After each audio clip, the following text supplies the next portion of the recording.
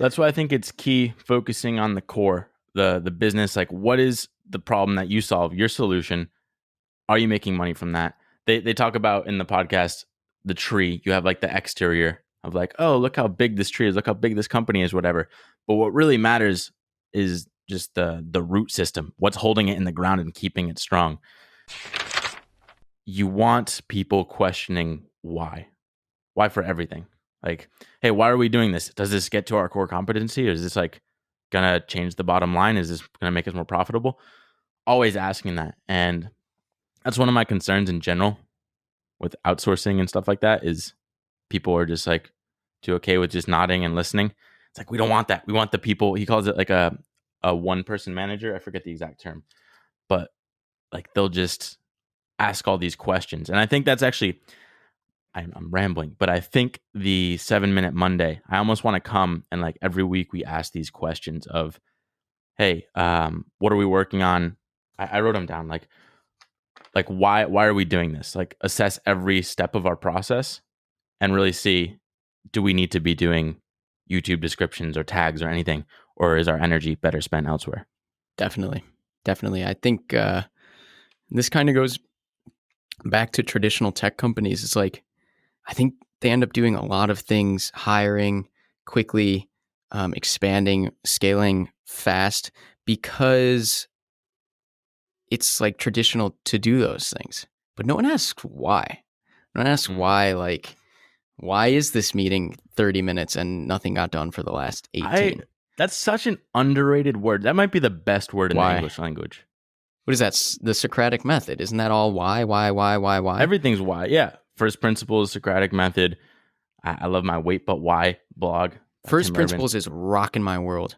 There was another one, a quick example. Last night we were cooking. We were using the sous vide machine, right? It has a cord that plugs into the wall. And a pot was boiling near it and melted the cord. And so like the whole fuse, like the whole thing exploded. Like the fuse blew, the cord was melted. And Athena was really upset that she was going to have to get me a new machine. My mom was like, oh, you're going to have to buy a new sous vide machine. And I was like, no, like if you understand how to fix things, like I can replace that wire. I can cut out solder and replace that wire. That's why I love first principles. Right. Is like everyone thinks something happens and it's ruined. But if you understand why things are the way they are, why this is made this way, how this cord fits into the back of the machine, you have a lot of power. You have a lot of power to... Literally, power. It is power. Bring the power 1,600 back. watts. I think this... I got to reread this book, but the Richard Feynman, surely you're joking, Mr. Feynman. He's the archetype of someone that breaks stuff down into first principles, asks why, really understands what's going on. And it's funny because he'd talk about stuff like that. He used to fix radios, I believe, as a kid. And he'd get into the house and he'd have to pretend to be like screwing around just for an extra 30 minutes. So people thought that he was working hard. When really he figured out you just got to solder this wire. Why did he have to? Why did people have to think he was working hard? Because if he goes in and solves your problem in 30 seconds. Oh, yeah. They're not going to pay you. But if you're like, sweating and, you're trying really hard, it's like, oh, he worked hard. I do this with barbers all the time. I'm like, oh, they spent a little bit of extra time. They do a little shave or something. I'm like, he's trying hard. But I mean, the net product, I don't know if it's any better. Yeah. So I think that it's just, you focus on asking why, get people that ask why. And interesting, like the book appeals to me so much because you'll hear people like Gary Vee or Derek Sivers, and it kind of caused his demise, but they'll hire very liberally and just try and expand. Like growth is the mindset. Here's the opposite. Like nothing stable is going to come from this very quick growth. Like you see, I don't know, like bamboo shoots going up, but they're not as strong as an oak tree that's taken years. Wow. I'm saying this because I love the tree analogy within the podcast with David Perel. And then you sent me another great tree thing about being protected. Throw that one out really quick. Being protected from the wind. Oh, that was on Facebook. That was more like coddling of the American mind, but I think was it because of Mars, they were testing like growing trees in different environments, and so they put a tree in a bubble. I don't know if this is real. It seemed real because it was an Uber fact. We'll take it. But they grew it in this confined environment and like no outside variables, just the tree growing by itself.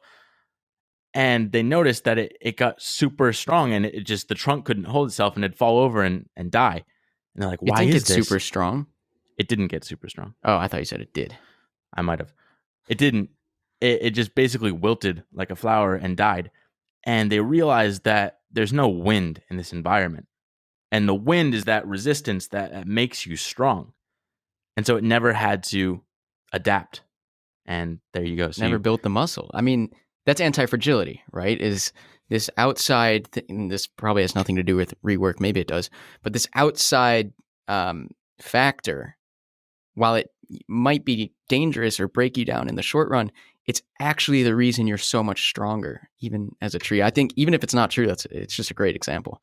That's why I think it's key focusing on the core, the business. Like, what is the problem that you solve? Your solution.